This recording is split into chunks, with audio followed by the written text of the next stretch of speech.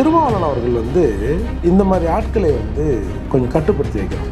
இப்போ பொலிட்டிக்கலாக விமர்சனம் பண்ணுங்க. இப்போ பிஜேபியில் மாதம் 50,000 வாங்கி திருந்தன்றீங்களா, கொஞ்சம் அவங்ககிட்ட சொல்லி இப்போ 50,000 பத்தலை, மூர்த்தி இன்னும் கொஞ்சம் கொடுங்க அப்படின்னு கூட சொல்லுங்கள். நான் அதை வரவேற்கிறேன். இல்லை பிஜேபி கூட என்ன 50,000 கொடுத்து தெரிஞ்சு போச்சு, அடுத்த தடவை ஒரு 1,00,000 கொடுப்போம் அப்படின்னு கூட பண்ணான்னா கூட சரி, ஓகே, பரவாயில்ல.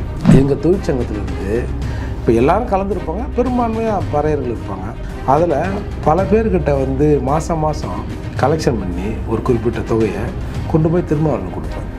என் காசில் தான், அதை சொல்லக்கூடாது, அந்த மாதிரி. அப்போ அது பெரிய காசு இருக்குது, அந்த மாதிரி எடுத்து போய் கொடுப்போம். நான் ரொம்பவும் இப்போ கண்ணியமாக பேசுகிறேன், அடக்கி வாசிக்கிறேன். தயவு செய்து தலைவர், இந்த மாதிரி அல்ப நாய்களை கொஞ்சம் தள்ளி வைங்க, இவனுங்க வாயை கொஞ்சம் அடக்கி வைங்க. அரசியலாக விமர்சனம் பண்ண சொல்லுவேன். வாயை செருப்பால் அடிச்சிடும் வாயை. என்கிட்ட ஒரு 100 லிஸ்ட்டு வச்சுருப்பேன் நான். சும்மா சாதாரணமாக எப்படி இப்போ ஆரம்பிச்சு வச்சுக்கேன், கடன்னு சொல்லிட்டு ஒரு 100 பேரை ஞாபகம் வச்சுக்கங்க. அதால் நான் ஒரே ஒரு கொஸ்டின் வைக்கிறேன். நீ மதுரைக்காரன் தானே? டேய், முடக்காத்தான் பாண்டியன் கொலையை பேசுமாட? இன்னை வரைக்கும் எனக்கு தெரியும். முடக்காத்தான் பாண்டியன் கொலை செய்த போது சிபிசிஐடி விசாரணை கேட்டவன் இந்த மூர்த்தி. இப்போ உடச்சி பேசிட்டா முடக்காத்தான் பாண்டியனை? உன் தலைவர்கிட்ட கேளு. ஏய், நீங்கள் திமுக விட்டு பிரிய மாட்டீங்க. இன்றைக்கி நீ சொல்கிறல்ல, திமுக விட்டு நாங்கள் எங்களை பிரிக்க பார்க்கலான்னு. நீ அளவு ஒன்றாயிட்டேன்னு வச்சுக்க.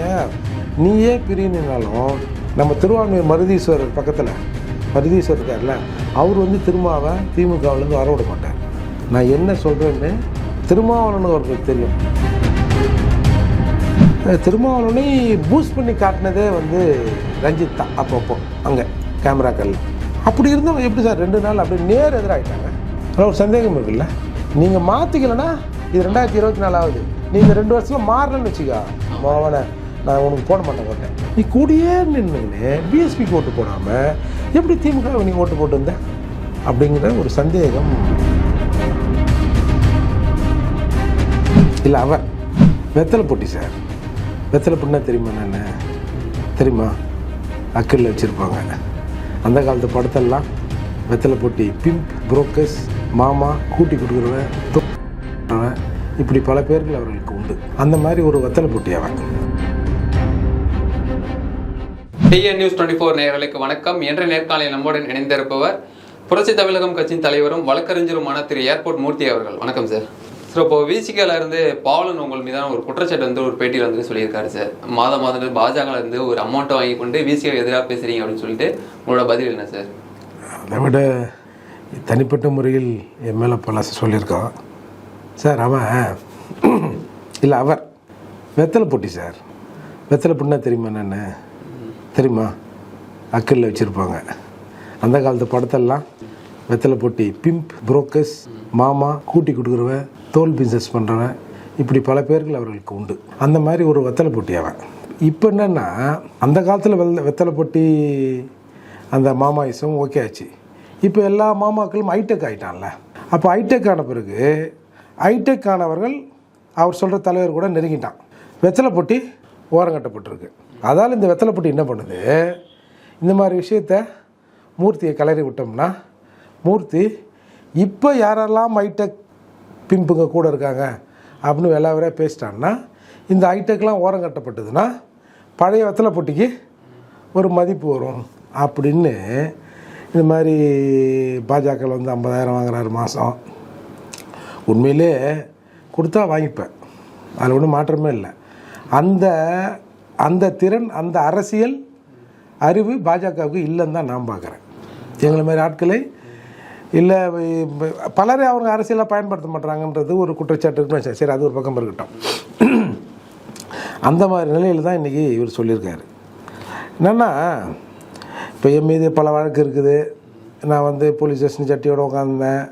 அப்புறம் ஏதோ ஒரு பொம்பளையை பாலியல் இது பண்ணேன் அப்போல்லாம் சொல்கிறாரு. ஆமாம், ஏன்னா அவர் பெரிய பாலியல் நபரில், நான் குட்டி நபரில், அதெல்லாம் என்னை அவர் காப்பாற்றினார். நீங்கள் அப்போ நந்தன் ஒரு புரட்சிகர இதழ் ஒன்று வந்தது. அதில் இன்றைக்கி இருக்கிற நம்ம நண்பர் வன்னியரசு அதில் நிருபர். அப்போது என்னை ஏன் கைது பண்ணாங்க, அன்றைக்கி என்ன நடந்தது அப்படிங்கிறத ஒரு 3 பக்கமாக அதில் ஒரு ஆர்டிக்கலாக போட்டிருப்பார். அப்பயே அப்போ நந்தன் வந்து கிட்டத்தட்ட நின்று அது பல வருஷம் ஆகுதுன்னு வச்சுங்க. அந்த நந்தன் புக்கை வாங்கி பாடுறா முட்டா. நான் கொஞ்சம் நாகரிகமாக பேசணும்னு நினைக்கிறவன். நீங்கள் எனக்கு வந்து ஆரம்பம் முதல் இது எல்லாமே தெரியும். இப்போ நீங்கள் ஒரு புள்ள கோயம்புத்தூரில் சென்னையில் அங்கே இங்கேலாம் கம்ப்ளைண்ட் கொடுத்தது இல்லை, அந்த மாதிரி நான் ஒரு 50 பேர் இப்போ மனப்பாடமாக சொல்லுவேன். என்ன ஊர் பேர் ஒரு 50 பேர் நான் சொல்லுவேன். நான் அதெல்லாம் இது வரைக்கும் எங்கன்னா பேசியிருக்கேண்ணா. இடையில் நம்ம தடா பெரியசாமி அவர்களுக்கும் விடுதலை சிறுத்தைக்குமான ஒரு கான்ட்ரவர்ஷியல் போச்சு. அப்போ என்ன கேட்டார், இப்போ நான் போய் இப்போ திருமாவுக்கு பொண்ணு கேட்டேன், அவன் பொண்ணு கேட்டால் அம்மாவையும் சேர்த்துல கேட்பான் அப்படின்னு அவர் சொல்ல, அதுக்கு எதிர்மனையாக வந்து இல்லை தடா வந்து அதெல்லாம் செஞ்சார் இது செஞ்சார்னு இந்த மாதிரி பொடியார்களை வைத்து வீடியோலாம் போட்டாங்க. அப்போது இன்றைக்கும் விடுதலை சிறுத்தைகளில் இருக்கிற ஒரு பெண் ஆளுமே எனக்கு ஃபோன் பண்ணி இதெல்லாம் கொஞ்சமாவது நல்லா இருக்குதா, இந்த மாதிரி பேசிக்கிறீங்க அப்படின்னு சொன்னாங்க. நான் சொன்னேன், இங்கே பாருங்கள், எனக்கு அதுக்கு சம்மந்தம் இல்லை. இப்போ எனக்கு கூட 1000 விஷயம் தெரியும். நான் இது வரைக்கும் யாராவது பெண்கள் விஷயத்தில் அவர் தலைவர் அப்படி இப்படின்னு எங்கேயாவது ஒரு வார்த்தை பேசியிருப்பேன் நான் சொல்லுங்கள். எனக்கு அந்த நாகரிகம் தெரியும். இல்லை இந்த மாதிரி தடா அந்த மாதிரி பேசியிருக்காரு. தடா பேசுனதுக்கு காரணம் முதல்ல வயிறு வளர்க்குறதுக்கு தடா பெரியசாமி இந்த மாதிரிலாம் பண்ணாருன்னு அவங்க தரப்பில் வந்து பேசுனாங்க. தடாவும் இப்படி பேசிடக்கூடாது. நான் அதை வந்து நான் வேணால் தடா கிட்ட சொல்கிறேன், நீங்கள் அதே மாதிரி உங்கள் தலைவர்கிட்ட சொல்லி உங்கள் ஆளுங்கிட்ட சொல்லுங்கள். அவனுங்க இன்னமும் பேசினுக்கிறானோ. அப்புறம் தடா சைட்லேருந்து இன்னும் 2 பேர் இங்கே காலை விட்டான், அங்கே கையை விட்டான், இங்கே அதை விட்டான், இங்கே இதை விட்டான்னா அது சமூகத்தில் அசிங்கமாக போயிடும் அப்படின்னு நான் சொன்னேன். அப்போது அவங்க ஒன்று சொன்னாங்க, ஒரு காலத்தில் நடந்திருக்கோம், நடக்காமல் இருந்திருக்கோம், போயிருக்கோம், வந்திருக்கோம், அது இருக்கட்டும், அது நடந்து இத்தனை வருஷம் ஆகுது.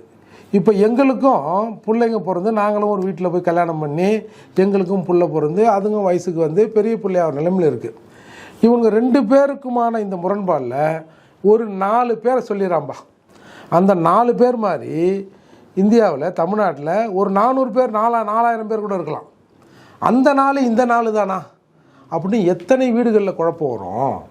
இதெல்லாம் நாகரிகமாக இருக்குதா? நாங்கள் இல்லைங்க நான் சொல்கிறேன், போகிறேன், வரேன் அப்படின்னு நான் அதை கடந்து போனேன். அப்போது திருமாவளவன் அவர்கள் வந்து இந்த மாதிரி ஆட்களை வந்து கொஞ்சம் கட்டுப்படுத்தி வைக்கணும். இப்போ பொலிட்டிக்கலாக விமர்சனம் பண்ணுங்கள். இப்போ பிஜேபியில் வந்து மாதம் 50,000 வாங்கி திங்கன்றீங்களா, கொஞ்சம் அவங்ககிட்ட சொல்லி இப்போ 50,000 பத்தலை, மூர்த்தி இன்னும் கொஞ்சம் கொடுங்க அப்படின்னு கூட சொல்லுங்கள். நான் அதை வந்து வரவேற்கிறேன். இல்லை பிஜேபி கூட என்ன 50,000 கொடுத்து தெரிஞ்சு போச்சு, அடுத்த தடவை ஒரு 1 லட்சமாக கொடுப்போம் அப்படின்னு கூட பண்ணான்னா கூட சரி, ஓகே, பரவாயில்ல. ஆனால் இந்த மாதிரி தரம் தாழ்ந்து சார் இவரோட வேலை என்ன தெரியுமா, இந்த பாவலோட வேலை ஒன்றும் பெருசாக இவனுங்க ஒன்றும் கூட்டி கொடுக்க மாட்டானுங்க சார். ஒரு பேண்ட் ஷர்ட் எடுத்து கொடுத்தா போதும், அந்த மனுஷனை கூட்டு போய் கூட்டினா விட்டுருவாங்க. ஒரு நல்ல சாப்பாடு வாங்கி கொடுத்தா போதும், எங்கேயாவது கூட்டு போய் விட்டுருவானோ. இவனுங்களுக்கு ஆஃபீஸில் அப்போது யார் அந்த ஆஃபீஸுக்கு வரா அப்படின்னு பார்ப்பானுங்க. அது பல்லு போன கேள்வியாக கூட இருக்கட்டுமே. அது மாதிரி நம்ம பேசுகிறாங்க. இல்லை ப்ராக்டிக்கலாக நான் சொல்கிறேன், நான் கேள்விகளை தப்பு சொல்கிறேன். பல்லு இல்லாதவர்களாக வந்தால் கூட அது அப்போ ஆனால் அந்த ஒரு ஏஜ் லிமிட் இல்லைன்னு சொல்ல வரேன். இவர் சொன்னார்ல, மனுஸ்மிதியில் இருக்குது வந்து ஆம்பளைன்னு இருந்தால் போதும், பொம்பளை போய் இதாகிடுவான்னார்ல, அதை மாதிரி பொம்பளைன்னு இருந்தால் போதும், இவனு உடனே டக்குன்னு அதோட ட்ரெஸ்ஸெல்லாம் வாங்கி வச்சுப்பாங்க. உடனே ஃபோன் பண்ணி நான் தலைவர் உங்கள் வீட்டுக்கு கூப்பிட்டு வரேன் அப்படின்னு சும்மா நல்ல சாப்பாடு, ஒரு பேண்ட் ஷர்ட்டு, மிஞ்சி போனால் ஒரு 50-100 ரூபா, அந்த மாதிரி காசுக்கு அந்த மனுஷனை கூட்டி போய் விட்டு அவரை அதுக்கு அடிக்ட் பண்ணி விட்டானோ. அதுதான் அவரை மாதிரியே வந்து முடி வெட்டுவான், அவரை மாதிரியே சட்டை மடிச்சு விடுவான், அவரை மாதிரியே இன்பண்ணின்னு சும்மா திரிவான். இவன் சொல்கிறான், அவர் வந்து ஆட்டோவில் வந்து இறங்குவார், ஆட்டோவில் வந்திருக்கேன் 50 ரூபா கொடுங்கன்னு. உடனே நான் 50 ரூபா அவர் கொடுப்பாரான். ஏண்டா பொம்பளை தொழில் பண்ணுறவங்ககிட்டே அந்த மூர்த்தி வாங்கியிருப்பேன். எங்கள் அப்பா ஒரு காவல்துறை அதிகாரி, நான் வந்து ஒரு தொழிற்சங்கவாதி. எங்கள் தொழிற்சங்கத்திலேருந்து இப்போ எல்லோரும் கலந்துருப்பாங்க, பெரும்பான்மையாக பறையர்கள் இருப்பாங்க. அதில் பல பேர்கிட்ட வந்து மாதம் கலெக்ஷன் பண்ணி ஒரு குறிப்பிட்ட தொகையை கொண்டு போய் திருமாவளவனுக்கு கொடுப்பேன். என் காசில் தான், நான் அதை சொல்லக்கூடாது, அந்த மாதிரி. அப்போ அது பெரிய காசு, அது அந்த மாதிரி எடுத்து போய் கொடுப்போம்.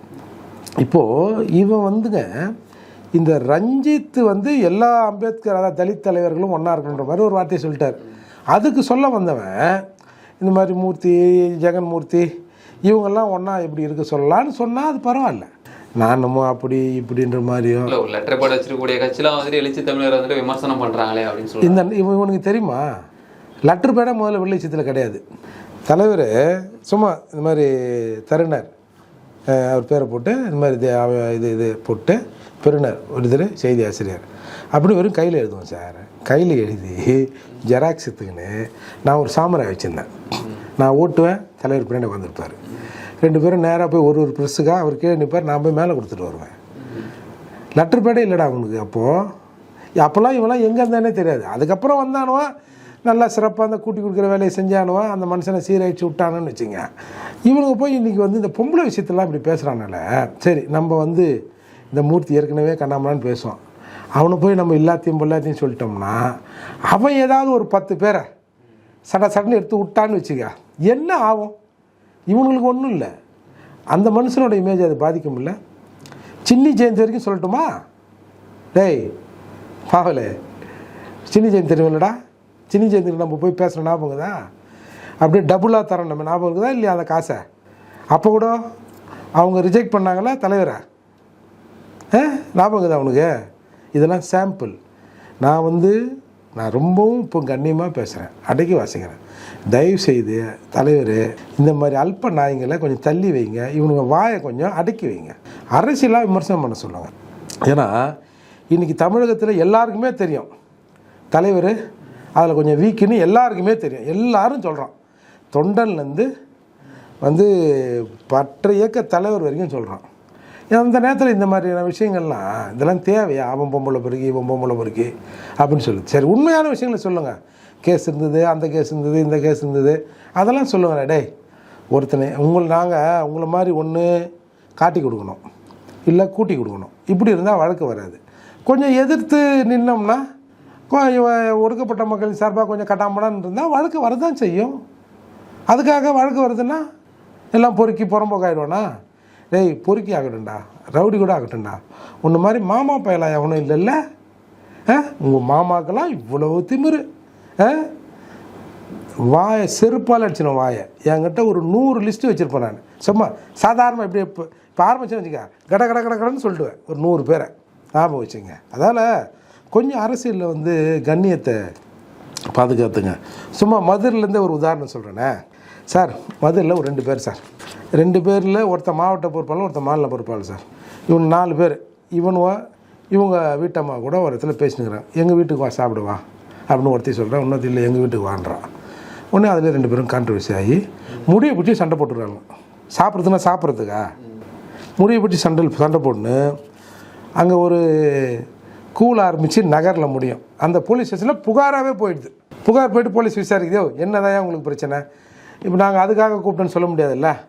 அப்போ இந்த மாதிரி விஷயம் இஷ்யூ ஆச்சுன்னு சி இதுக்கெல்லாம் போய் ஒரு புகார் நீங்கள் வந்து கொடுத்துக்கின்னு அதுக்கு புருஷங்காரனுங்க வேறு அடிச்சிக்கின்னு போங்க அப்படின்னு விரட்டி விட்ட சம்பவம்லாம் இருக்குது. இதெல்லாம் அந்த மாமாவுக்கு தெரியுமா தெரியலையான்னு தெரில. இந்த மாமா சொல்லுது நாங்கள் வந்து அரசியலாக இருக்கிறோம். நான் ஒரே ஒரு கொஸ்டின் வைக்கிறேன், நீ மதுரைக்காரன் தானே? டேய் முடக்காத்தான் பாண்டியன் கொலையை பேசுமாடா? இன்னை வரைக்கும் எனக்கு தெரியும். முடக்காத்தான் பாண்டியன் கொலை செய்த போது சிபிசிஐடி விசாரணை கேட்டவன் இந்த மூர்த்தி. இப்போ உடச்சி பேசிட்டா முடக்காத்தான் பாண்டியனை? உன் தலைவர்கிட்ட கேளு. இந்த மூர்த்தியை நான் இந்த மாதிரி அசிங்கமாக பேசிட்டேன், அவன் வந்து முடக்காத்தான் பாண்டியன் கொலையை அப்படி உடச்சி பேசுமான்னு கேட்குறான். என்னென்ன சாந்தமாக இருக்கிற இடத்துல நான் ஏதோ குழப்பத்தை உண்டு பண்ணி விட்டோம் போலுக்குதே அப்படின்னு நீ கேளு. ஏன்பா அவன் யாரை பேசினா என்னப்பா, நமக்கு என்னப்பா, நீ பேசுனது கரெக்டுப்பா. நீ அந்த பொம்பளை விஷயம் பேசணும்ல, அதுதான் எனக்கு பிடிச்சதே.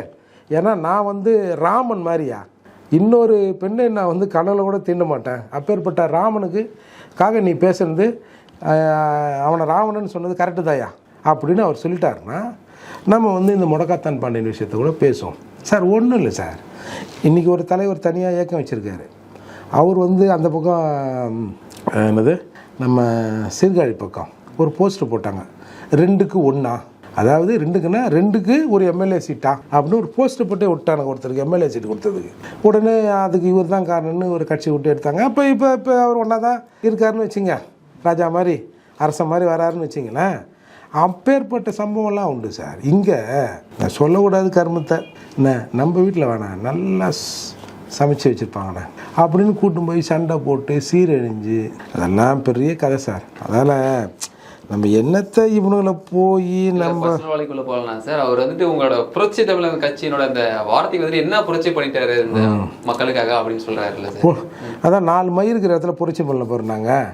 அதால் புரட்சி டேய் ரெட்டமலை சீனிவாசன் பிறந்தநாள் அரசு விழா வாக்குறது யாரா டேய் சொல்லு டேய் பிம்பு சொல்லிட்டா பார்ப்போம். சித்திரை திருவிழா நடந்தது, கலவரம் நடந்தது, அடுத்து அதை வந்து நடக்க விடாமல் தடுத்தது யாரா இந்த மூர்த்தியும் வராகியும் தாண்டா. வந்து 100 கடைகளில் எடுத்தோம். 100 கடைகள் எடுத்து எந்தெந்த கடைகளில் ரெட்டை கிளாஸ் இருக்குது அந்த கடைக்காரன் நடத்துகிறவன் பேர் என்ன, அவங்க அப்பன் பேர் என்ன, அது என்ன போலீஸ் ஸ்டேஷன் லிமிட்டு, அந்த அட்ரஸ்ஸு எல்லாத்தையும் 100 எடுத்து கவர்னர்கிட்ட கொடுத்தேன். இந்த மாதிரி நான் 100 அடுக்குவேன்டா. நீங்கள் என்ன பண்ணீங்க சொல்லி உங்களால் அதாவது தன்னெழுச்சியாக பறையர்கள் தன்னெழுச்சி கொண்டு வீறு கொண்டு அந்த பேரை வச்சு வந்திருப்போமே தவிர காட்டி கொடுக்குற வேலையை தவிர நீங்கள் வேறு என்ன செஞ்சீங்க இந்த நாட்டில்? நான் அதாவது புரட்சிகர அமைப்புகள் இருந்தாங்கல்ல, அதிலேருந்து ஒரு லிஸ்ட்டு போட்டேன்னு வச்சிங்களேன், நீ யார் யாரை காட்டி கொடுத்தேன்னு. நீ கூட்டி தான் கொடுத்துருப்ப, உங்கள் ஆள் காட்டியே கொடுத்துருக்காரு. அதால் சும்மா இவனும் புரட்சி தமிழகன்னு வச்சுட்டான். விடுதலை சிறுத்தைகள்னு வச்சு நீங்கள் என்னடா பண்ணீங்க? வெறும் விளம்பர சிறுத்தை தானே. திம்மா தூண்டு எங்கன்னா உங்கள் வீட்டில் இடம் இருந்தால் கூட அதில் போய் அம்மாம்மா கொஞ்சம் காட்டேன் பேரை எழுதிடுறேன் அப்படின்னு திருமாவளம் பேரை எழுதுறதாண்டா உங்கள் வேலை. வேறு என்ன பண்ணி கீச்சிட்டிங்க சொல்லு?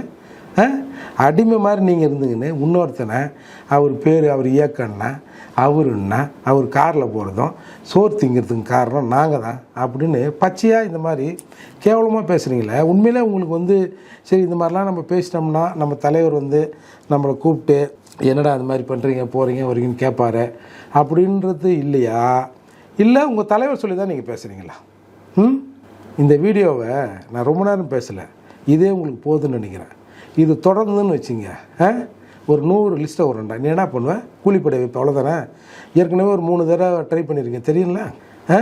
ஏற்கனவே இன்னொரு தடவை வந்து சிடியோட ஆதாரமாக டிஜிபி ஆஃபீஸில் புகார் கொடுத்துருக்கேன். வேறு என்ன பண்ணுவீங்க? நாங்களாம் எக்ஸ்ட்ரா பீரியடில் தாண்டா இருக்கிறோம். மிஞ்சி போனால் என்ன பண்ணுவேன்?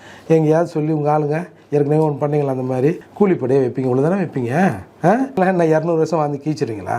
உங்களை மாதிரி மாமாவா 200 வருஷம் தான் இருக்கிறத விட மாவீரனா கேஸை வாங்கி சீக்கிரமாக போகிறதே நாங்கள் பெருமையாக தானே நினைக்கிறோம். பொறுக்கி பயிரலாம் கொஞ்சம் நாகரிகம் வேணாம் சார். அந்த வீடியோவில் அவங்க வீட்டில் இருக்கிற பொம்பளைங்களும் பார்ப்பாங்கல்ல. இப்போ பேசும்போது எனக்கு வந்து ஒரு மாதிரியா வெக்கமாகுது. சரி சப்போஸ் எங்கள் வீட்டில் இருக்கிறவங்க எதனா பார்த்துன்னு வச்சுக்க, ஏன்னா அப்படி பேசிக்கிற போய்க்கிற வந்து வாங்க. அப்போ நம்ம எவ்வளோ தான் அதாவதுங்க எனக்கு என்ன ஆத்திரன்னா இப்போ நீ புரட்சி தங்கமாக பிடுங்குற தங்கமா அதெல்லாம் கூட நீ பேசு சரி, அதெல்லாம் கிரிட்டிசைஸ் பண்ணு. நான் என்னமோ பாலியலில் பண்ண மாதிரியும் இவருக்கு வந்து காப்பாற்றுற மாதிரியும் என்னடா அதெல்லாம் வேலை? டே பொறுக்கி, டே பிம்பு, டே மாமா, டே வெத்தலை பொட்டி, இதெல்லாம் உனக்கு நியாயமாக இருக்குதா? அதாலுங்க பாருங்கள், நான் நாகரிகமாக இருக்கிறேன். உங்களோட ஆரம்பம் முதல் நீங்கள் எங்கெங்கே கை நீட்டிங்க காலை நீட்டினீங்க, பல்லாவரம் லட்சுமி நரசிம்ம, போரூர் ராமச்சந்திரா எல்லாமே சொல்லுவேன் நான். அதால் நாகரிகமாக வளருங்க. இப்போ யாராவது இப்போ வேறு ஆளுங்க பார்த்தோன்னு வச்சிங்களேன், இப்போ எந்த வீடியோ பார்க்குறான்னுப்பா, ஏடா இந்த மூர்த்தியை கொஞ்சம் அரசியலாக பேசுகிறான்னு பார்த்தா இவ்வளோ கேவலமாக தரையில் இறங்கி இந்த மாதிரிலாம் பேசுகிறான். இப்படி கூட பேசுவானுங்களோ? பார்த்தா இந்த ஜாதினாலே இப்படி தான் இருக்கும் பொழுது.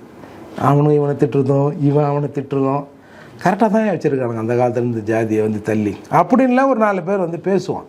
குறைந்தபட்சம் அந்த நாகரிகம் அது கூட இல்லாமல் இவனுங்க அப்படி பேசுகிறானுவோம். என்ன பண்ணுறது நம்ம? இந்த வருஷத்தில் பார்த்தீங்கன்னா போய் ஜெகன்மூர்த்தியார் அவர்களையும் உள்ள எழுத்து பேசியிருக்காருல்ல சார். அதாவது திருமாவளவன் இன்டர்நேஷனல் பர்சனாலிட்டி அவரை உரசி கூட பார்க்க முடியாது, எந்த இடத்துல இருக்காரு ஜெகன்மூர்த்தியார் அப்படின்னு சொல்லிலாம் பேசுகிறாருல்ல சார்.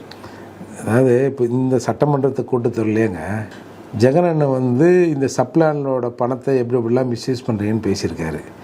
ஆதிரார் நலப்பள்ளிகளை பொதுப்பள்ளியோடு சேர்க்கறதுக்கு எதிர்ப்பு தெரிவிச்சிருக்காரு.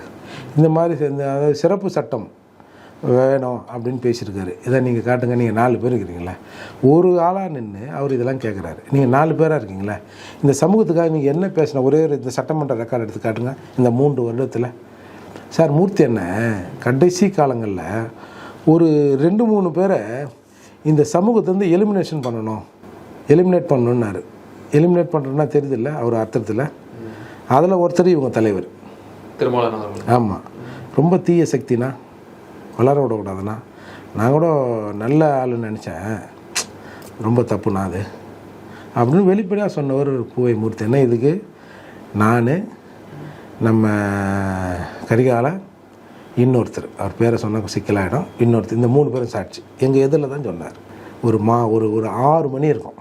அந்த சமயத்தில் அவர் வீட்டு வாசலில் அந்த ரோட்டில் நின்று பேசினு கொஞ்சம் கத்தாரான். அப்போ சொன்னார் மூர்த்தி அண்ணன், அப்போ நீங்கள் மூர்த்தி அண்ணனை பார்க்குறதுக்கு திருமாவளவன் நாங்கள்லாம் போகிறோம். ஒரு கிட்டத்தட்ட ஒரு 5 காரில் மாறி மாறி கூட்டு போகிறாங்க எங்களை.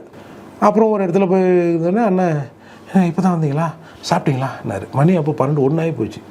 உடனே டக்குன்னு சாப்பிட்லன்னே ஆளை கூப்பிட்டு காரை விட்டு இங்கே பூந்தமல்லிக்கு போய் அந்த நைட்டில் இந்த பரோட்டா சாலெலாம் அது இதுன்னு இருந்தது வாங்கிட்டு வந்து சாப்பிட கொடுத்தாரு. எல்லோரும் நாங்கள் ஒரு 10 பேர் சாப்பிட்டோம். சாப்பிட்டு அப்புறம் ரொம்ப நேரம் அண்ணன் பேசியிருந்தார். அப்படிலாம் வந்தார். ஒரு எல்ஐசி கூட்டத்தில் கூட அப்புறம் 2 பேரும் கலந்துக்கிற வாய்ப்பு கிடச்சிது, அவரும் இவரும். அப்புறம் இவர் வழக்கம் போல் அந்த ஒரு கொலைப்பட்டியல் வைப்பார், எங்களை அங்கே பண்ணிட்டாங்க இங்கே பண்ணிட்டாங்கன்னு. அவர் மூர்த்தி என்ன மைக்கை பிடிச்சி இந்த மாதிரி சகோதரர் வந்து அங்கே தலையை வெட்டினாங்க, காலை வெட்டினாங்க, கையை வெட்டினாங்கன்னாரு. இந்த பூவை மூர்த்தியை பொறுத்தவரை, இந்த புரட்சி பாரதத்தை பொறுத்தவரை அப்படின்னு மனுஷன் ஒரு பெரிய லிஸ்ட்டை போட்டாருங்க, நாங்கள் என்னென்ன செஞ்சோம் அப்படின்னு. அப்போ ஒரு குறிப்பிட்ட ஒரு சம்பவத்தை சொல்லிவிட்டு மூர்த்தி என்ன சொன்னார், நான்லாம் படிக்கும்போது பகலில் புஸ்தகத்தை எடுப்பேன், இரவில் கருவி எடுப்பேன் இந்த சமூக விடுதலைக்கு. இன்றைக்கி வந்து எப்போ அவங்க வச்சுக்காத, அவனை ரவுடி பசங்க, அவனுக்கு வச்சிங்கன்னா பூவிமூர்த்தி ஆள் வந்து அடிச்சிடுவானுவான். அதாவது ஏழை எளிய இந்த பறையர் சமூக மக்கள்கிட்ட இதெல்லாம் வம்பு பண்ணால் புரட்சி பிறந்தாலும் ரொம்ப மோசமானவனுங்க பூவிமூர்த்தி ஆளுங்க வந்தாங்கன்னா அடிச்சு போட்டுருவானுவான் அப்படின்னு ஒரு பேரை நான் வாங்கி கொடுத்துருக்கேன்ல, அதுதான் இந்த பூவை மூர்த்தி இந்த சமூகத்துக்கு செஞ்ச விடுதலை. சரி, மூர்த்தி அண்ணன் கொடுத்தா எம்எல்ஏ ஆக முடியல, என்ன சொல்லலாம் அதுக்கு? மூர்த்தி அண்ணன் இந்த சமூகத்தை நேசிக்கலன்னு சொல்லலாமா? மூர்த்தி அண்ணன் இந்த சமூகத்தை நேசித்த மாதிரி 100ல் ஒரே ஒரு பங்கு கூட உன் தலைவன் வந்து நேசித்தான்னு சொல்கிறதுக்கு உங்களுக்கு அருகது கிடையாது. வரலாறு நடிகளும் காட்டி கொடுத்த வரலாறு தான் உங்கள் வரலாறு.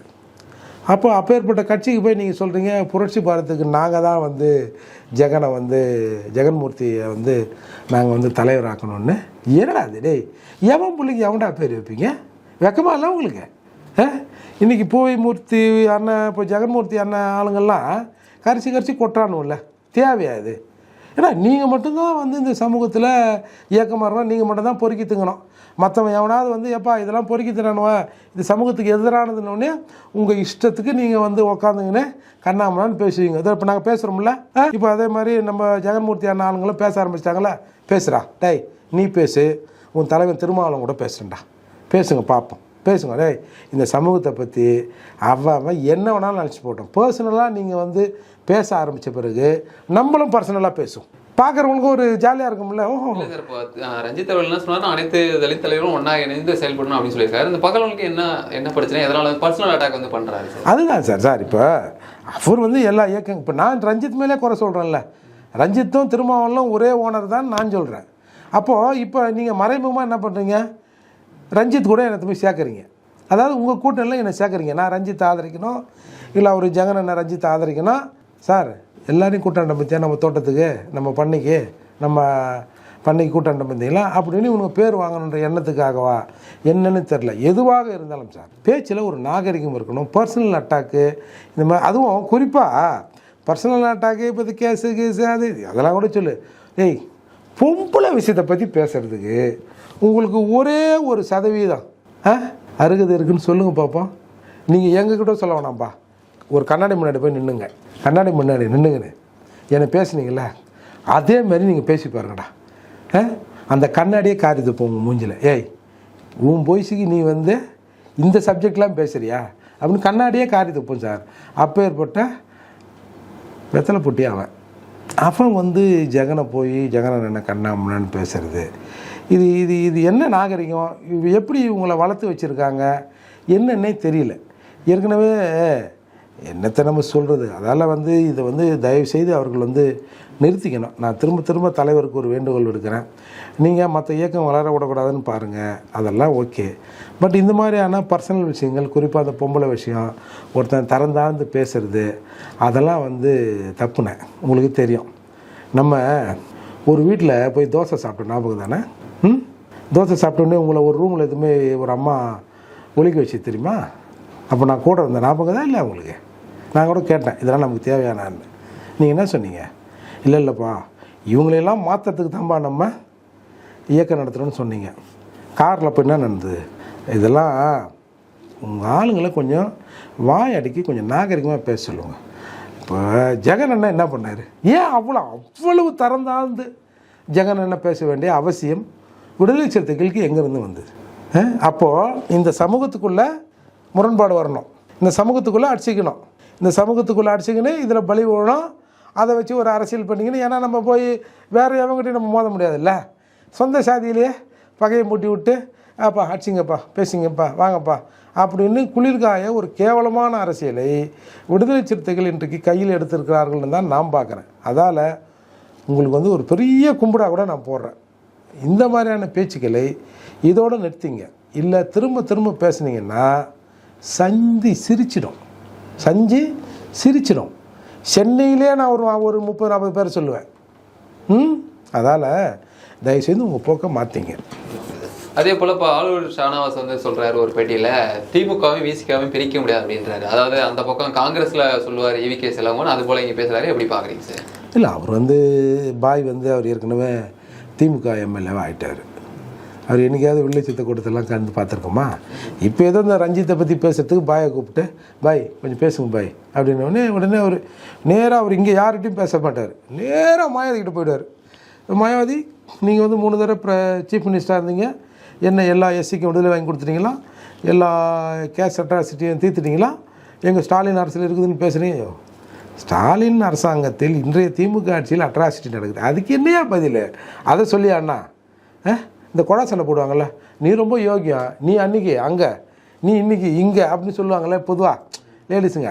அந்த மாதிரி இல்லை, நீ அன்றைக்கி அங்கே போனிய, இங்கே போனிய, அதில் போனிய, இதில் போனியன்னு ஒரு அநாகரிகமற்ற வார்த்தைகளையே அவரும் பேசியிருக்கார். ஒரு தடவை திருமாவளவன் கூட சொன்னார், மாயாவதியின் பருப்பு இங்கே வேவாதுன்னார் ஒரு பொது மேடையில்.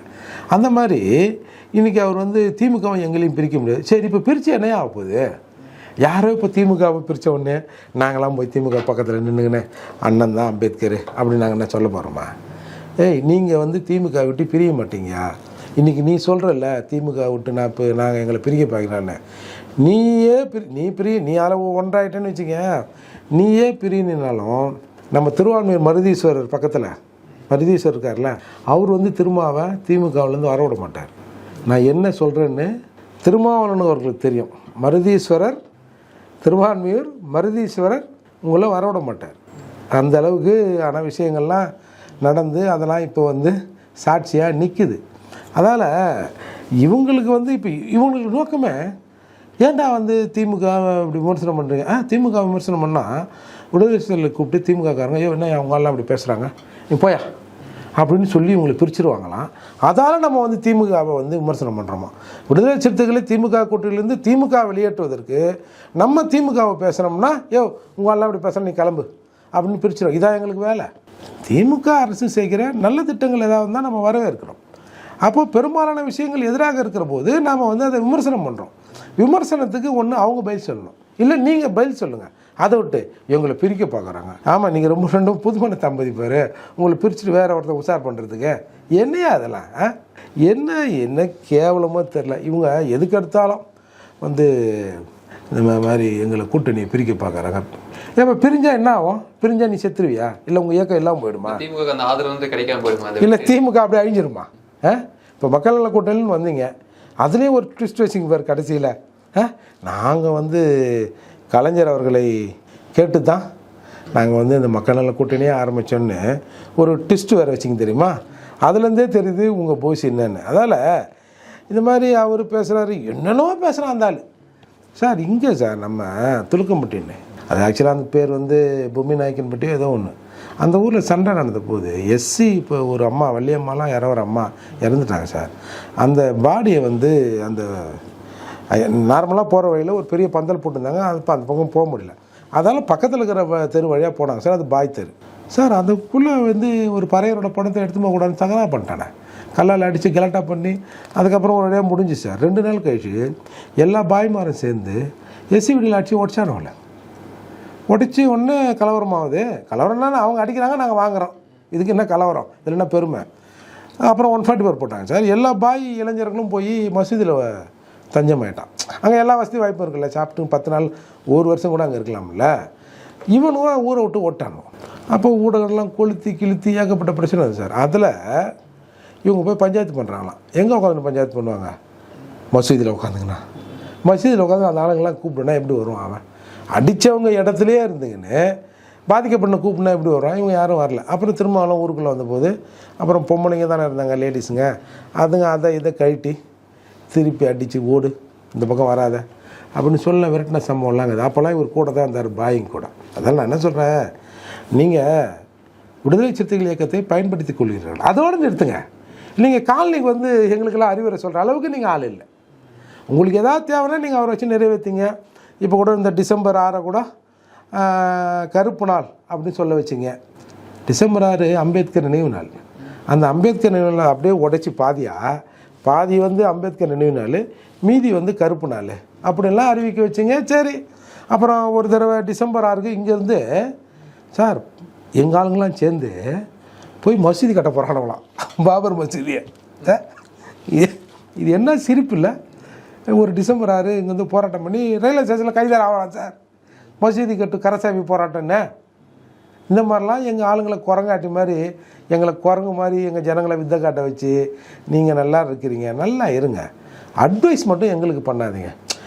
எல்லாம் எஸ்சி பறையர்கள் தானே, நம்ம பாய் இல்லை சொன்னால் சேர்த்துக்கலாம். அதே மாதிரி காயல்பட்டினத்தில் ஒரு தடவை சார் ஒரு டாக்டர் வீட்டில் ஒரு எஸ்சி பொண்ணு வேலை செஞ்சதுங்க. அந்த பொண்ணு வந்து சில மாதிரியான மிஸ்யூஸில் அந்த பொண்ணு இறந்துடுச்சு. அப்போது போராட்டம் பண்ணுறாங்க சார். உடனே ஜமாத்தை கூட்டி ஒரு இது போட்டாருங்கள, நம்ம பகுதிக்குள்ளே எந்த எஸ்சி பெண்களுக்கும் எஸ்சிக்கும் வேலை கொடுக்கக்கூடாது அப்படி சுத்தமாக நிப்பாட்டானோங்க சார். அந்த மாதிரி இருக்க மனிதநேயம் மிக்க இஸ்லாமியர்களும் ஒரு சிலர் இருக்கத்தான் செய்கிறாங்க. அதே வேளையில் இந்த மாதிரி பிழைப்புவாதிகளும் இருக்கத்தான் செய்கிறாங்க. அதால் இவங்க ஈஸியாக சார் இவங்களுக்கு என்னென்ன அம்பேத்கர் ஒன்று சொல்லுவார் சார், சாதி இல்லை சாதி ஒழிப்பு சாதி இல்லைன்னு சொல்கிறவங்க, சாதி ஒழிப்பு பேசுகிறவங்க யாருமே அவங்க ஆளுங்கிட்ட போய் சாதி ஒழிப்பு சாதி இல்லைன்னு பேசுகிறதில்ல, நேரடியாக சேரிக்கு வந்து தான் சாதி இல்லை அது இல்லை இது இல்லைன்னு சொல்லுவாங்க. அந்த போக்கு மாறணும்னு அப்போ சொன்னார் சார் அம்பேத்கர். அதே மாதிரி இன்னைய வரைக்கும் இவெல்லாம் நேராக எங்ககிட்ட தான் வந்து, தோழர் சாதி இல்லை தோழர், நம்மளாம் சாதி பார்க்கக்கூடாது தோழர், இதெல்லாம் சனாதனம் தோழர் அப்படின்னு எங்ககிட்ட தான் சொன்னேன். டே அதை பார்க்குற உங்காளுங்கிட்ட போய் சொல்லணும்.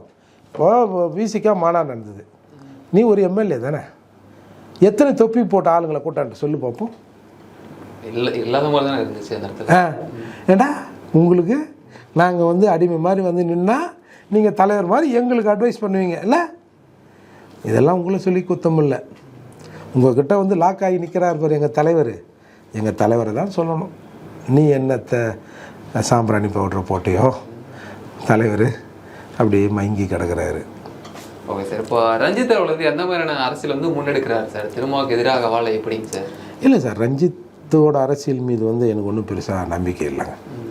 ஏன்னா இப்போது அந்த அண்ணன் ஆம்ஸ்ட்ராங் அவர்கள் இறப்பு அந்த மருத்துவமனையில் இருந்த போதும் சரி, அங்கே வந்து அந்த பள்ளிக்கூடத்தில் அஞ்சலிக்காக வைத்த போதும் சரி, அந்த இறுதி சடங்கு செய்த போதும் சரி, நகவும் சதையுமாக கூட இருந்தார். திருமாவளவனை பூஸ்ட் பண்ணி காட்டினதே வந்து ரஞ்சித் தான். அப்பப்போ அங்கே கேமராக்களில் அப்படி இருந்தவங்க எப்படி சார் 2 நாள் அப்படியே நேர் எதிராகிட்டாங்க? அதில் ஒரு சந்தேகம் இருக்குல்ல.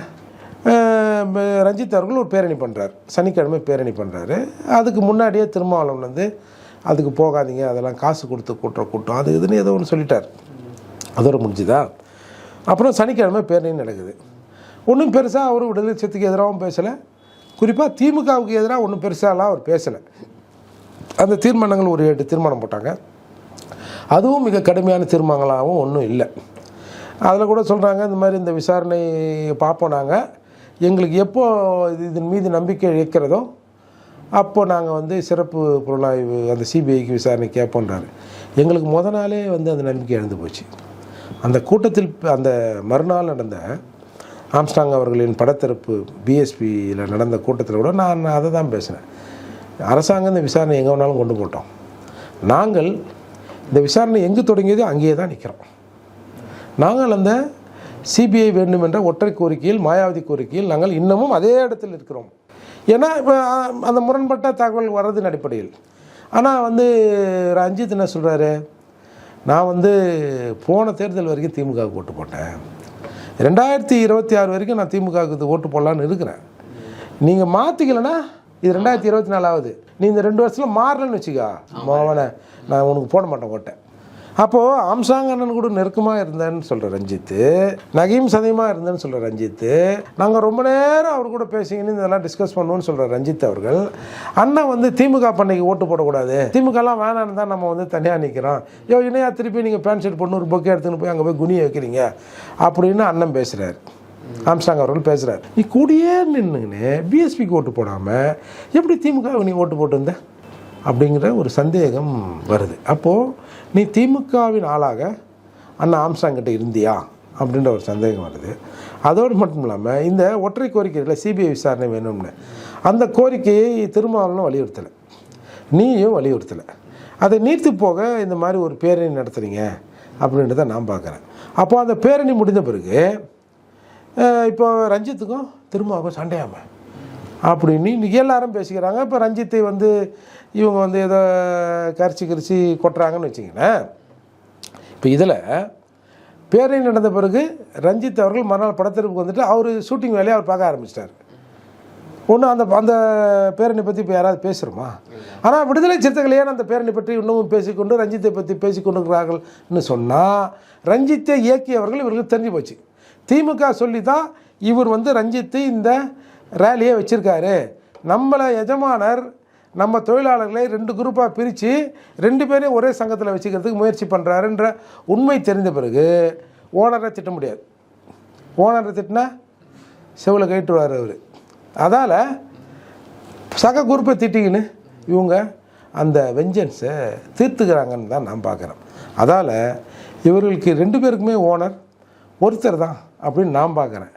இப்போ என்னடான்னா ரஞ்சித்து திட்டுறான் நம்மளையும் திட்டுன்ற முறையில் ரஞ்சித்து கூட நம்மளாம் சேர்க்கறதுக்கான ஒரு வேலையை இவங்க செய்கிறாங்கன்னு தான் இவங்க பேசுறதுன்னு நான் வந்து உணர்ந்துக்கிறேன். தொடர்ந்து பேசுவோம். பல்வேறு தகவலை கொடுத்தமைக்கு நன்றி சார். நன்றி.